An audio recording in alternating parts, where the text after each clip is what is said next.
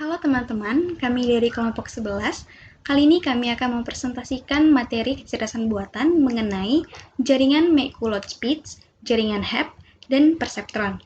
Dengan saya, Nini Juli Melani Situmeang, dengan NIM 218510053, dan teman saya Emi Suraginting 218510054.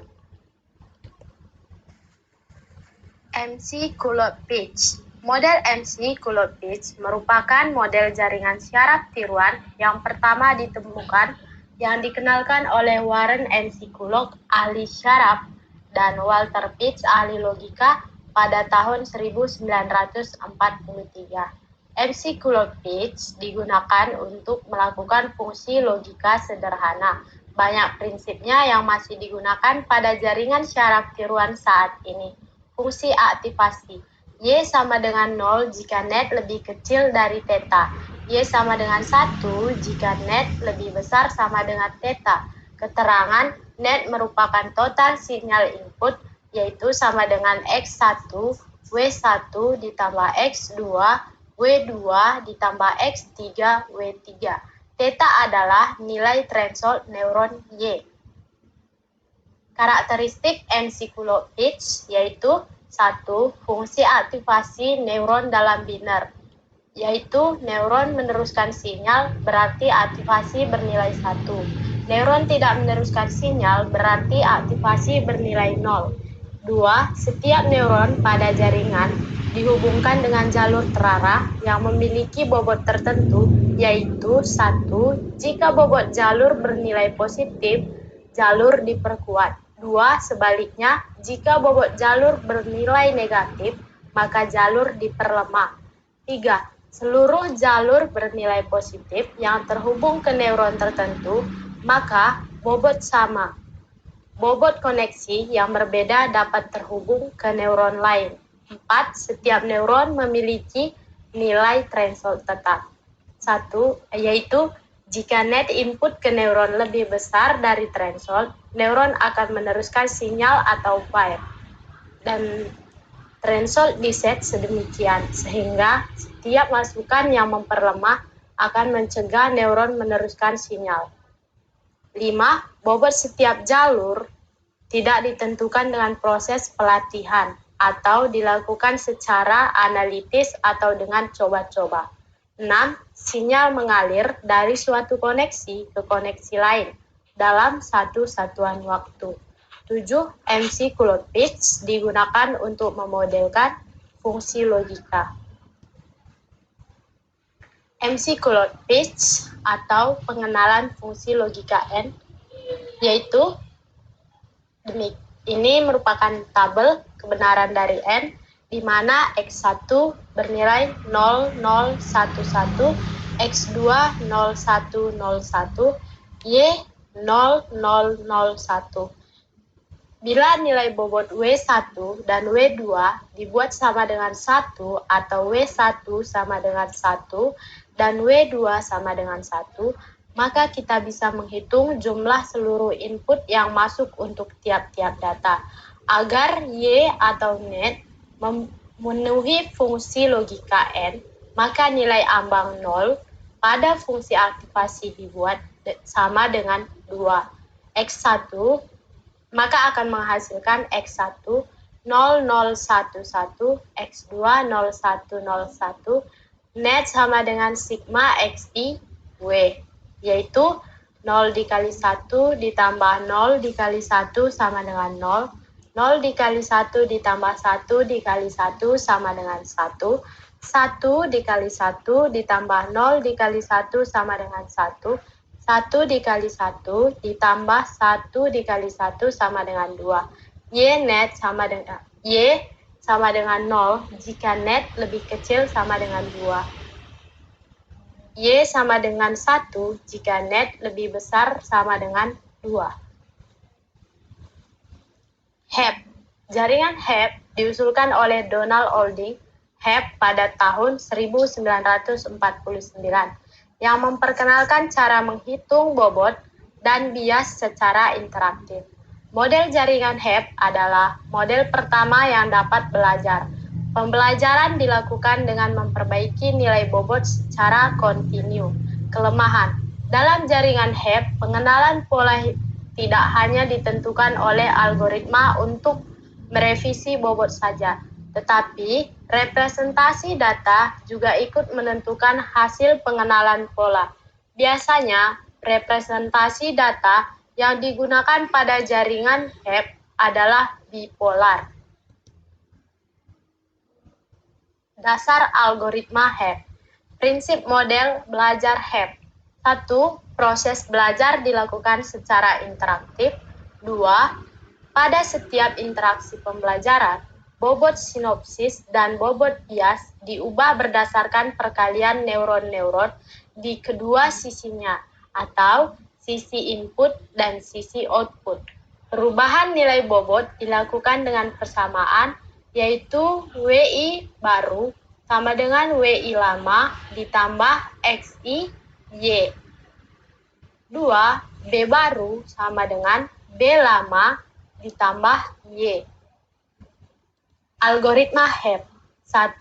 Inisialisasi bobot dan bias. WI sama dengan 0, dengan I sama dengan 1, 2, dan seterusnya hingga mencapai N.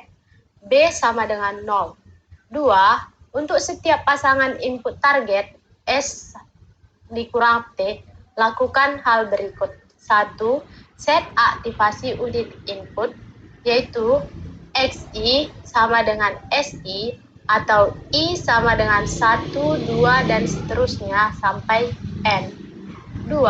Set aktivasi unit output, YJ sama dengan TJ, atau J sama dengan 1, 2, dan seterusnya hingga mencapai M. 3. Perbaiki bobot menurut persamaan berikut. WI baru sama dengan WI lama ditambah XI dikali YJ.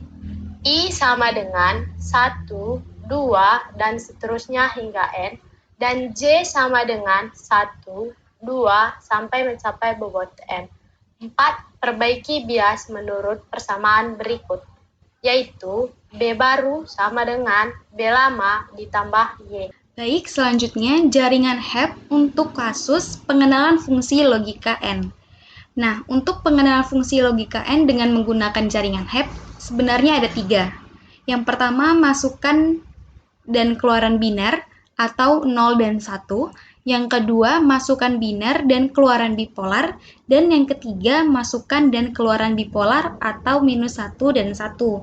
Seperti yang sudah dijelaskan tadi, bahwasannya biasanya representasi data yang digunakan pada jaringan HEP adalah bipolar. Sehingga di sini kami akan menjelaskan jaringan HEP pada pengenalan fungsi logika N dengan masukan dan keluaran bipolar. Nah, di sini ada tabel dengan X1-nya minus 1, minus 1, 1, 1, dan X2-nya minus 1, 1, minus 1, dan 1. Dengan target yang diperoleh dengan X1 minus 1 dan X2 minus 1, targetnya adalah minus 1. Dengan X1 minus 1, X2 1, targetnya adalah minus 1. Dengan X1 1, X2-nya minus 1, maka targetnya sama dengan minus 1. Dengan X1 1, X2 1, sehingga targetnya adalah 1. Untuk langkah pengerjaan pengenalan fungsi logika N dengan menggunakan jaringan HEP, yang pertama itu adalah inisialisasi W1, W2, dan biasnya sama dengan 0. Dengan rumus update week, W baru sama dengan W lama tambah XI dikali YI, dan B baru sama dengan B lama ditambah Y. Pada data pertama, X1 sama dengan minus 1, X2 sama dengan minus 1, dan Y sama dengan minus 1. Y ini adalah target tadi. Selanjutnya, perubahan bobot dan bias untuk data ke-1, W1 baru sama dengan W1 lama tambah X1 dikali Y. Yang kita ketahui W1 lama tadi sudah diinisialisasikan sama dengan 0, sehingga W1 lamanya sama dengan 0, ditambah X1-nya sama dengan minus 1, dan targetnya sama dengan minus 1, sehingga diperoleh W1 baru sama dengan 1. Selanjutnya W2 baru sama dengan W2 lama ditambah X2 dikali Y.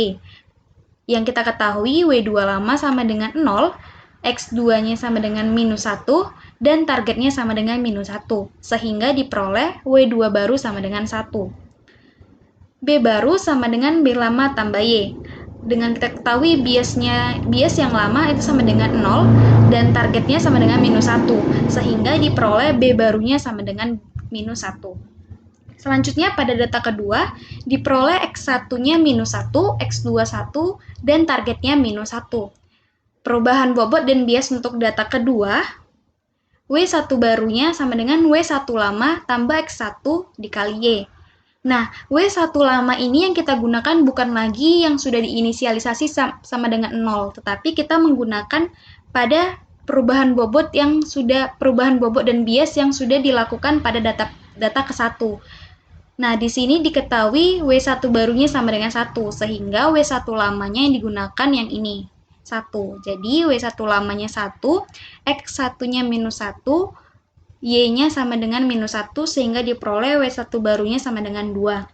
W2 baru sama dengan W2 lama ditambah X2 dikali Y. W2 lama diperoleh di sini itu sama dengan 1, sehingga W2 lamanya 1, X2-nya 1, targetnya minus 1, sehingga diperoleh W2 barunya sama dengan 0. Selanjutnya, B baru sama dengan B lama tambah Y. Sebelumnya kita mendapatkan B-nya sama dengan minus 1, dan targetnya minus 1, sehingga diperoleh minus 2. Selanjutnya untuk data ketiga, dengan X1 sama dengan 1, X2 sama dengan minus 1, dan targetnya sama dengan minus 1, sehingga untuk perubahan bobot dan bias untuk data ketiga, kita peroleh W1 baru.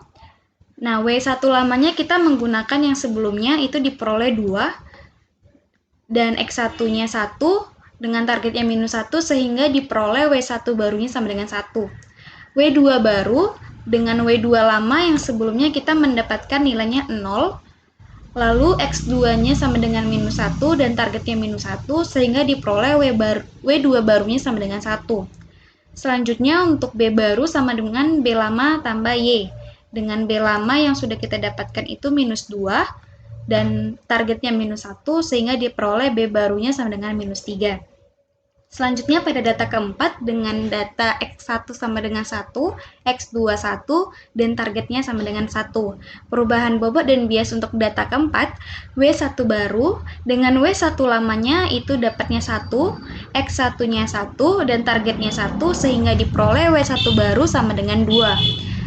Selanjutnya W2 baru, dengan W2 lama yang sudah kita peroleh tadi itu sama dengan 1, X2-nya sama dengan 1, dan targetnya sama dengan 1, sehingga diperoleh W2 barunya sama dengan 2. Selanjutnya untuk B barunya, dengan B lama yang sudah kita peroleh itu minus 3, ditambah target 1 sama dengan minus 2. Nah, di sini diperoleh nilai bobot dan bias dengan W1 2, W2 sama dengan 2, dan bias sama dengan minus 2. Nilai-nilai ini dipakai untuk menguji seluruh data masukan seperti pada tabel di bawah ini. Nah, tadi sesuai dengan tabel sebelumnya, X1 dengan minus 1, minus 1, 1, 1, dan X2 minus 1, 1, minus 1, dan 1. Selanjutnya kita uji pada rumus net, yaitu sigma XI dikali WI ditambah B. Sehingga diperoleh minus 1 dikali 2 ditambah minus 1 dikali 2 ditambah minus 2 sama dengan min 6. Berarti untuk data pertama diperoleh netnya sama dengan minus 6. Selanjutnya untuk data kedua, minus 1 dikali 2 ditambah 1 dikali 2 ditambah minus 2 sama dengan minus 2. Untuk data ketiga, 1 dikali 2 ditambah minus 1 dikali 2 ditambah minus 2 sama dengan minus 2. Untuk data keempat, 1 dikali 2 ditambah 1 dikali 2 tambah minus 2 sama dengan 2. Nah, setelah kita mengetahui nilai net, kita akan masukkan kepada fungsi aktivasi, di mana Fnet sama dengan minus 1 jika net lebih kecil dari 0. Fnet sama dengan 1 jika net lebih besar sama dengan 0.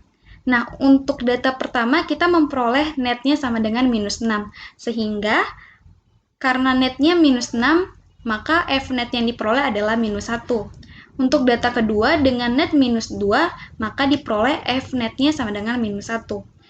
Untuk data ketiga, dengan net minus 2, maka Fnet-nya sama dengan minus 1. Dan Untuk data keempat, dengan netnya sama dengan 2, kita memperoleh Fnet-nya sama dengan 1. Terlihat bahwa nilai Fnet sama dengan target yang kita inginkan pada fungsi logika N tadi. Dalam artian, tabel yang sudah kita peroleh tadi di sini kita membuat targetnya minus 1, minus 1, minus 1, dan 1.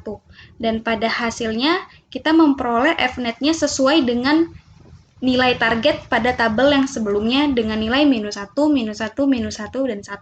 Ini berarti untuk masukan bipolar dan keluaran bipolar 2 input, jaringan bisa mengenali pola fungsi logika N. Selanjutnya, jaringan HEP untuk kasus pengenalan pola. Di sini ada 2 pola huruf, yang pertama pola huruf T, dan yang kedua pola huruf U. Untuk menyelesaikan, digunakan representasi data bipolar, dengan karakter pagar diberi nilai 1, dan karakter 0 diberi nilai minus 1.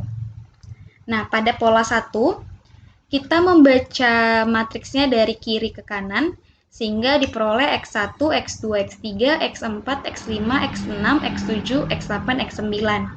Seperti pada ketentuan, bahwasannya untuk karakter pagar kita beri nilai 1, dan karakter bulat kita beri nilai minus 1. Begitu seperti untuk pola 2. Oke, untuk tahap penyelesaiannya, yang pertama itu tahap training. Langkah pertama yang dilakukan adalah inisialisasi bobot dan bias.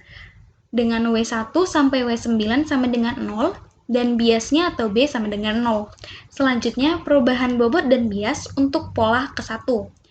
Dengan W1 baru sama dengan W1 lama tambah X1 dikali Y. Dengan W1 lama tadi sama dengan 0, ditambah 1, X1-nya 1. Bisa kita lihat kembali, X1-nya sama dengan 1. Dikali 1, targetnya 1, sama dengan 1. W2 baru sama halnya seperti yang W1 baru, sehingga yang diperoleh hasilnya sama dengan 1. W3 baru diperoleh nilainya sama dengan 1. W4 baru diperoleh hasilnya sama dengan minus 1. W5 baru diperoleh hasilnya sama dengan 1. W6 baru diperoleh hasilnya sama dengan minus 1. W7 baru diperoleh hasilnya sama dengan minus 1. W8 baru diperoleh hasilnya sama dengan 1. W9 baru diperoleh hasilnya sama dengan minus 1. Dan bias baru diperoleh dengan B lama tambah Y sama dengan 0 tambah 1 sama dengan 1. Selanjutnya, perubahan bobot dan bias untuk pola yang kedua. Nah, di sini untuk W lamanya kita tidak menggunakan pada inisialisasi bobot yang pertama tadi yang sama dengan 0, tetapi untuk W lamanya kita menggunakan hasil W baru yang sudah kita dapat pada perubahan bobot dan bias untuk pada di pola ke-1 tadi. Seperti pada di sini, W1-nya tadi 1, W2-nya 1, W3-nya 1, W4-nya minus 1, W5-nya 1, W6-nya minus 1, W7-nya minus 1, W8 1, W9 minus 1, dan B-nya sama dengan 1. Sehingga untuk W1 baru pada pola kedua, W1 lamanya sama dengan 1, ditambah X1 dikali Y. X1-nya 1, dikali targetnya minus 1, sehingga diperoleh nilainya sama dengan 0. Sama halnya seperti W1 baru, maka W2 barunya diperoleh hasilnya 2, W3 baru diperoleh hasilnya sama dengan 0, W4 baru diperoleh hasilnya sama dengan minus 2, W5 baru diperoleh hasilnya sama dengan 2, W6 baru diperoleh hasilnya sama dengan minus 2, W7 baru diperoleh hasilnya sama dengan minus 2, W8 baru diperoleh hasilnya sama dengan 0, W9 baru diperoleh hasilnya sama dengan minus 2, dan bias barunya diperoleh sama dengan 0. Maka diperoleh nilai W1 sama dengan 0, W2 sama dengan 2, W3 sama dengan 0, W4 sama dengan minus 2, W5 sama dengan 2, W6 sama dengan minus 2, W7 sama dengan minus 2, W8 sama dengan 0, W9 sama dengan minus 2, dan biasnya sama dengan 0. Nilai-nilai ini dipakai untuk menguji seluruh data masukan. Hasilnya seperti berikut dengan rumus net sigma WI dikali XI ditambah B.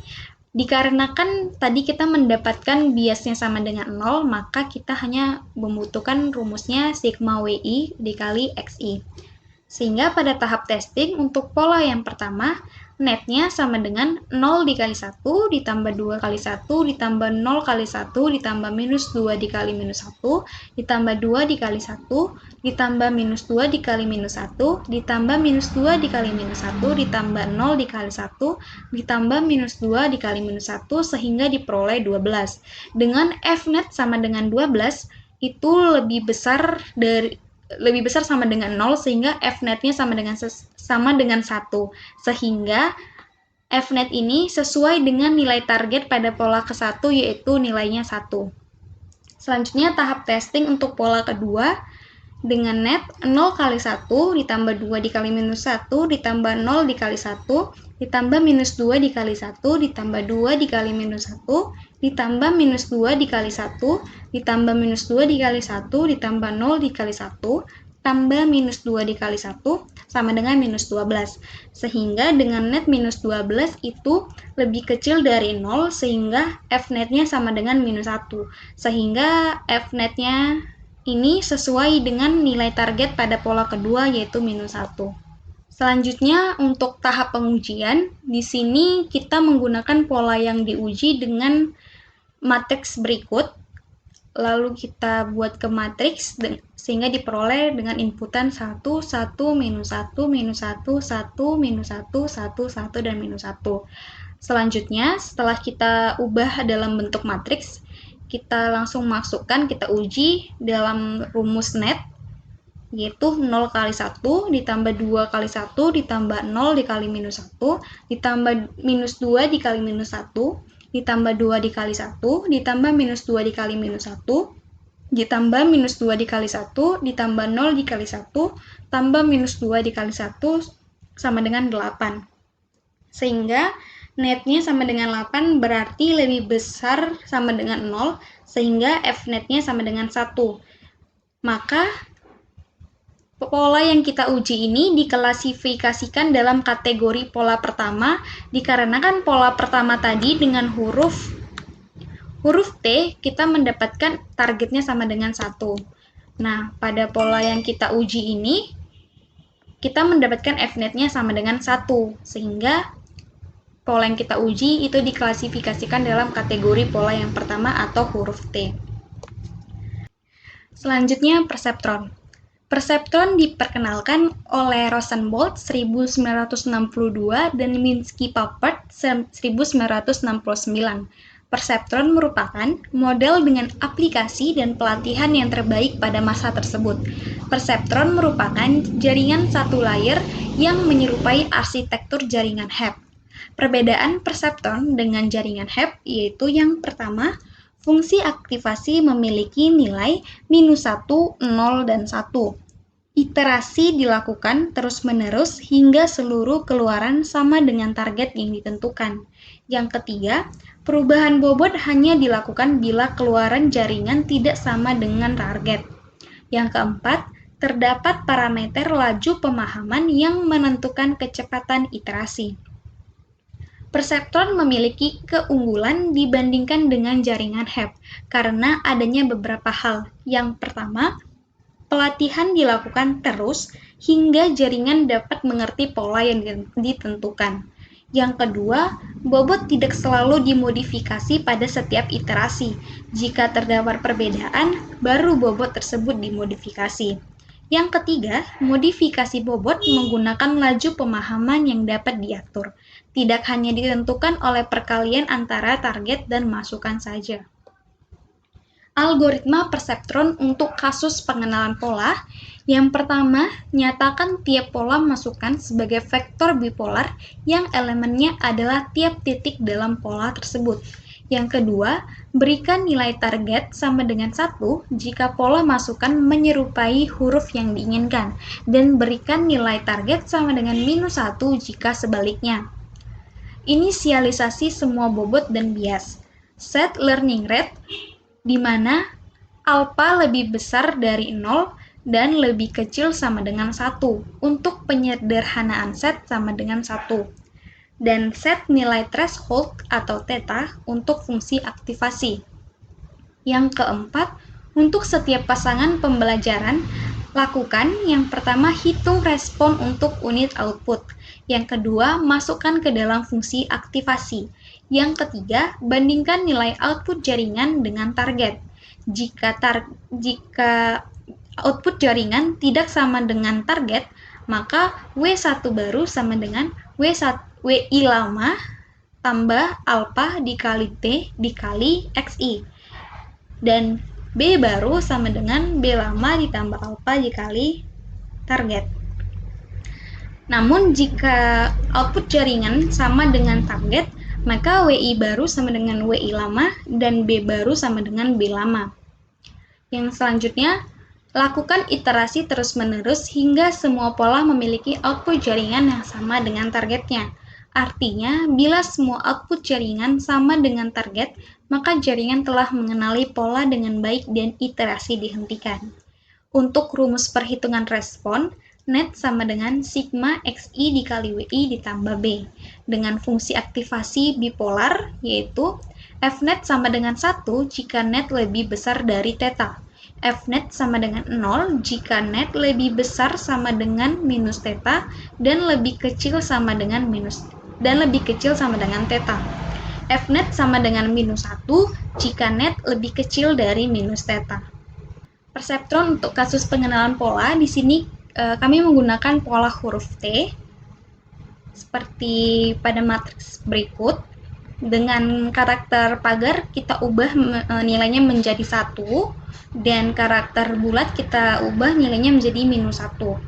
Dengan target yang diperoleh sama dengan 1, learning rate-nya atau alpanya sama dengan 1 dan threshold-nya sama dengan 0,5. Selanjutnya, pada epoch ke-1, tahap trainingnya inisialisasi W1 sampai W9 sama dengan 0 dan B-nya sama dengan 0. Lalu kita masuk kepada perhitungan respon dengan rumus net sigma dari XI dikali WI ditambah B, yaitu X1 dikali W1 ditambah X2 dikali W2 ditambah X3 dikali W3 ditambah X4 dikali W4 ditambah X5 dikali W5 ditambah X6 dikali W6 tambah X7 dikali W7 tambah X8 dikali W8 tambah X9 dikali W9 dan ditambah bias, sehingga diperoleh 1 dikali 0 tambah 1 dikali 0 ditambah 1 dikali 0 ditambah minus 1 dikali 0 tambah 1 kali 0 tambah minus 1 kali 0 tambah minus 1 kali 0 tambah 1 kali 0 tambah 1 kali 0 tambah 0, sehingga diperoleh net sama dengan 0. Setelah kita memperoleh net hasil dari net, selanjutnya kita masukkan kepada fungsi aktivasi, di mana tadi Fnet-nya seperti yang ditunjukkan di sini, sehingga tadi netnya sama dengan 0. Maka dengan net sama dengan 0, hasil aktivasinya atau Fnet-nya itu sama dengan 0. Sehingga Fnet tidak sama dengan target. Maka harus dilakukan perubahan bobot dan bias. Maka perubahan bobot dan bias yaitu W1 baru sama dengan W1 lama ditambah alpha dikali target dikali X1. Dengan W1 lamanya tadi diinisialisasi sama dengan 0, dengan alpanya 1, dengan targetnya 1, dan X1-nya 1, sehingga diperoleh 1. Sama halnya dengan W1 baru, W2 baru diperoleh sama dengan 1, W3 baru diperoleh sama dengan 1, W4 baru diperoleh sama dengan minus 1, W5 baru diperoleh sama dengan 1, W6 baru diperoleh sama dengan minus 1, W7 baru diperoleh sama dengan minus 1, W8 baru diperoleh sama dengan 1, W9 baru diperoleh sama dengan minus 1, dan bias baru diperoleh sama dengan 1 dengan rumus B lama ditambah alpha dikali target sama dengan 1. Selanjutnya pada epoch kedua diperoleh nilai W1 sampai W9 dan biasnya dari hasil tadi perubahan bobot dan bias. Selanjutnya, dengan hasil yang kita peroleh, kita masukkan kepada perhitungan respon dengan rumus net, sehingga diperoleh 1 dikali 1 ditambah 1 dikali 1 ditambah 1 dikali 1 ditambah minus 1 dikali minus 1 ditambah 1 dikali 1 tambah minus 1 dikali minus 1 ditambah minus 1 dikali minus 1 ditambah 1 kali 1 tambah minus 1 kali minus 1 ditambah 1. sehingga kita peroleh net sama dengan 10. Dengan net sama dengan 10, kita masukkan kepada fungsi aktivasi sehingga kita memperoleh Fnet-nya sama dengan 1. Nah, di sini kita mendapatkan bahwasannya Fnet-nya sama dengan target tadi. Kita bisa lihat kembali bahwasannya di sini kita bisa lihat targetnya sama dengan 1. Dan pada approach kedua, kita memperoleh Fnet-nya sama dengan 1, sehingga Fnet sama dengan target. Maka pada approach kedua, sudah tidak terjadi perubahan bobot dan bias, dan sekaligus nilai output jaringan bernilai sama dengan targetnya. Jadi, proses pembelajaran harus dihentikan. Hasil akhirnya adalah W1 sama dengan 1, W2 sama dengan 1, W3 sama dengan 1, W4 sama dengan minus 1, W5 sama dengan 1, W6 sama dengan minus 1, W7 sama dengan minus 1, W8 sama dengan 1, W9 sama dengan minus 1, dan biasnya sama dengan 1. Nah, selanjutnya kita masuk kepada tahap pengujian, di mana kami menguji dengan pola seperti ini, seperti matriks yang ada di sini. Selanjutnya, kita mengubah karakter pagar menjadi nilai 1, dan karakter bulat kita ubah menjadi minus 1. Nah, sebelumnya tadi kita sudah memperoleh nilai W1 sampai W9 dan biasnya. Selanjutnya, dengan yang kita peroleh tadi, kita masukkan ke perhitungan respon atau rumus netnya, sehingga diperoleh 1 dikali 1 ditambah 1 dikali 1, tambah 1 dikali 1, ditambah minus 1 dikali minus 1, tambah 1 kali 1, tambah minus 1 dikali minus 1, ditambah 1 dikali minus 1, ditambah 1 dikali 1, tambah 1 dikali minus 1, dan ditambah 1. Sehingga kita memperoleh net sama dengan 6. Dengan net sama dengan 6, kita masukkan kepada fungsi aktivasi, sehingga kita mendapatkan Fnet-nya sama dengan 1. Sehingga dalam pengujian pola yang diberikan, maka kita dapat mengklasifikasikannya sama dengan pola huruf T sebelumnya. Baiklah teman-teman, sekian penjelasan dari kami mengenai materi jaringan McCulloch-Pitts, jaringan Hebb, dan perseptron. Semoga bisa bermanfaat untuk teman-teman semuanya. Jikalau ada salah kata maupun salah penjelasan, kami mohon maaf. Terima kasih, salam sehat.